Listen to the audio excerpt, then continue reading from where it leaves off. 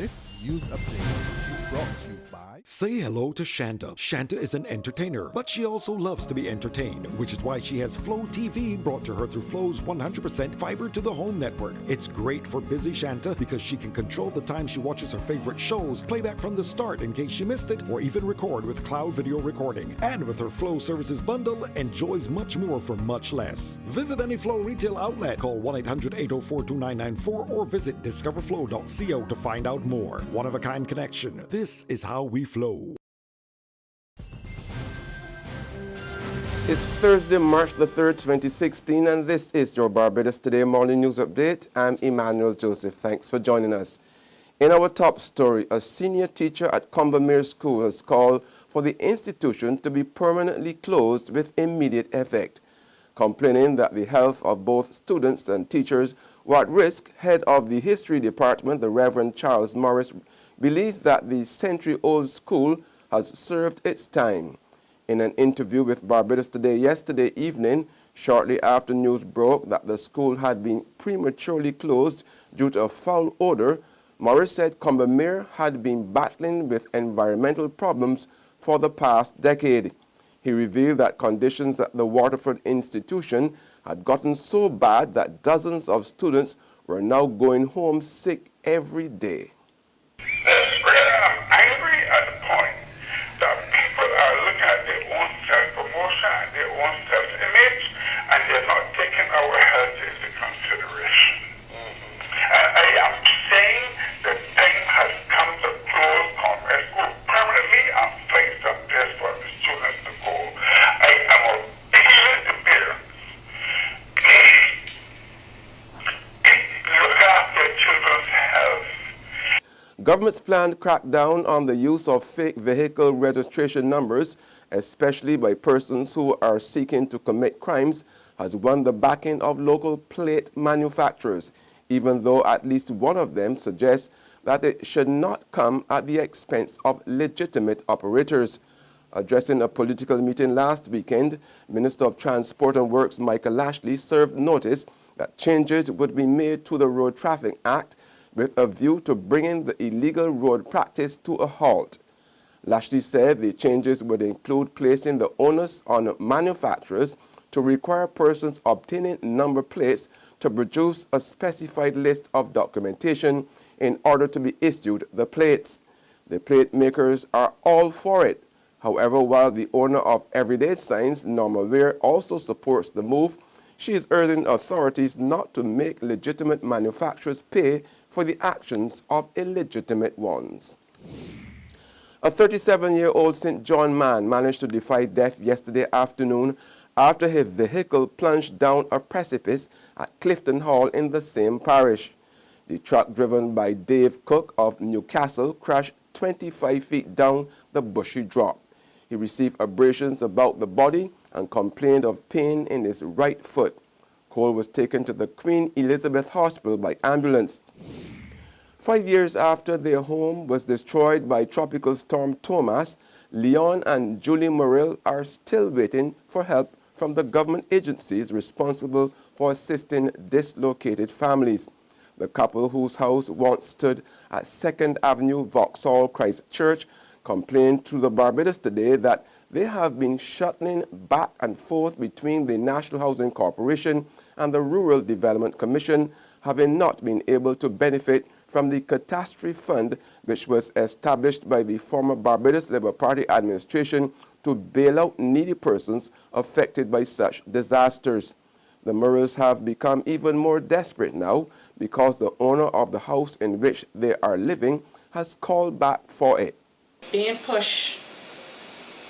at the limit that we are at now because the person wants their house, we then went back to National Housing and speak to the gentleman who first has started initiating the work for us, getting us help, right? And he had mentioned to us that the money was available but stopped in 2013.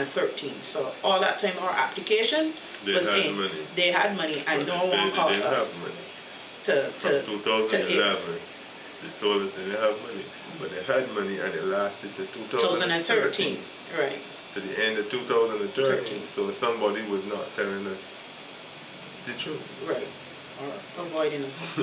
So I had applied for a national unit only to realize that I had applied 23 years ago. This 23 years later, because I'm 46 going this year, and they're saying that there's no houses available. When contacted, Director of the Rural Development Commission, Randolph Outram, admitted that government's financial constraints had tied RDC's hands in assisting the Murrells, but assured them that help was around the corner. Only recently, I think it was last week, an official from the Ministry of Housing called about the Murrells because they are on their agenda too. And I have to call back. They called twice, and I was thinking of calling back them this week to make a proposal to them as to how we may be able to work with the National Housing Corporation to assist in this matter. In sports now, the West Indies team has been hit by controversy as it prepares to compete in the International Cricket Council's 2020 World Cup in India that starts next Tuesday. Top all-rounder Andrea Russell, who is expected to play a major role in the regional side's attempt to win the coveted trophy, could be hit with a 2-year ban from the game as a result of an anti-doping violation. It was revealed yesterday that the talented Jamaican cricketer had committed an anti-doping whereabouts violation. According to the Jamaica Anti-Doping Commission, Russell has reportedly missed 3 drug tests in a 12-month period, which equates to a failed test under doping laws. There's regional and international news after this short break. Read all about it, read all about it. Get your paper, only $2.25, let's get your paper. You again with that stale news from yesterday. I got the Barbados today on my phone, and I just get my news for free. What do she? Barbados Today. News you can trust. Secure your future, be financially strong. Since 1983, we have been there for you. A smart range of products, great tax benefits. We're the solution to your hopes and your dreams. The Barbados Workers Union Cooperative Credit Union. The Barbados Workers Union Cooperative Credit Union. Humble beginnings to smart loans, smart savings. Save smart and borrow smarter. That's the move for me. Stability, prosperity. We're the solution to your hopes and your dreams. The Barbados Workers Union Cooperative Credit Union. The Barbados Workers Union Cooperative Credit Union. Hey, I'm Rabia. Look out for my new segment, Fashion and Beauty with Rabia, coming out this week. It's going to be so exciting. It's going to cover hair, nails, shoes, everything fashion and beauty. I'm excited, and you should be too.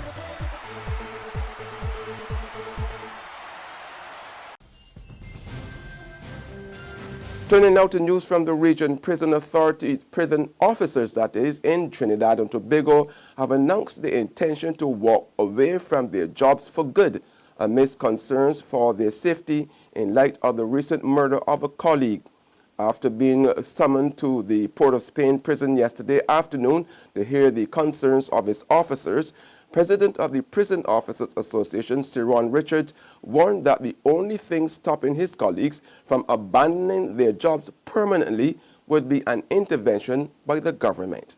Well, the Prison Officers Association is trying its best in the maintenance of the organization which we love. We love the work that we do. But if there's no other choice, and the reward for being committed is death, is uncertain, is death, well then what do you expect? Because that is the reward for being a prison officer. That is the reward. But are you prepared to quit though? We are prepared to do anything at this point in time. And finally, on the international scene, following Super Tuesday's poll results, which saw Republican Donald Trump and Democrat Hillary Clinton winning big in their respective parties, Americans have been reacting to the outcome of the voting by searching on Google for how to move to Canada. On this occasion, a tweet by Google's data editor, Simon Rogers, alerted the world to renewed interest. He noted a spike of 350% in searches over a four-hour period for how I moved to Canada coming from the United States. The link to the Apply to Immigrate to Canada page has been tweeted more than 29,000 times in a 24-hour span, a staggering growth in interest. And believe it or not, some kind Canadians have offered to take in those fleeing the United States. And that's news and sports. However, you can join us again this afternoon for more. Until then, remember to log on to www.barbadostoday.bb, subscribe to our e-paper, email updates, or like us on Facebook. You can also catch us on Izumi Media in bus terminals or screenplay at supermarkets and gas stations near you.